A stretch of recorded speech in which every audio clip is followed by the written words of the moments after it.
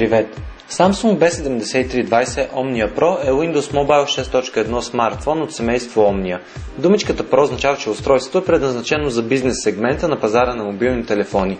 Като за начало в комплекта разполагате с диск със софтуер и опътване, щипка за колан, microUSB Data кабел, слушалки и зарядно устройство. Сред по-важните акценти на телефона попадат 2,4 инчов Landscape екран с QVGA резолюция, 256 МБ RAM, 528 МHz процесор, microSD slot, HSDPA, Wi-Fi, GPS, 3,15 мегапикселова камера с SmileShot функционалност и видеозапис с QVGA резолюция, Pocket Office, FM радио, Flashlight, 1480 мАч батерия. Както споменахме, Samsung B7320 Omnia Pro върви под Windows Mobile 6.1.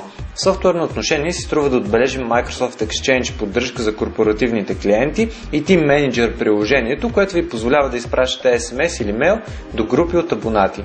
Много ни хареса предварително зададените персонализации на началния екран. Те ще ви позволят наистина да разнообразите своя начален екран, като същевременно запазите бързия достъп до най-важните секции и приложения. В сегмента на Windows Mobile смартфони с QWERTY клавиатура без сензорен екран, като директен конкурент се изправя HTC Snap. Snap има по-малко RAM, а знаем, че при Windows Mobile всяка капка системния ресурс е от значение. Плюс това Snap има и 2 мегапикселова камера, докато B7320 има 3 мегапикселова. Виждате, че в Windows Mobile сегментът Omnia Pro има какво да предложи, тъй като форм-факторът на устройството е специфичен и не е толкова разпространен, поне при тази операционна система. Излизайки от графата Windows Mobile, нещата се променят. Такъв форм-фактор имат няколко модела от серията на Nokia с Symbian операционна система и доста модели с BlackBerry операционна система. И докато беритът са чувствително по-скъпи, то S71 и S72 дишат във врата на B7320 Omnia Pro. S71 към днешна дата има по-ниска цена, предлага по-слаб процесор и по-малко RAM, но от към User Experience по нищо не отстъпва на Omnia Pro. Това най-вероятно се дължи на спецификите на различните операционни системи и в крайна сметка важно е скоростта и удобството на работа да са на ниво.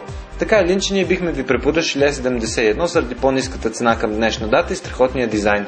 Да не говорим, че в ценовия диапазон на B7320 Omnia Pro попада и S72, който има 5 мегапикселова камера, 600 МHz процесор и 3,5 мм жак.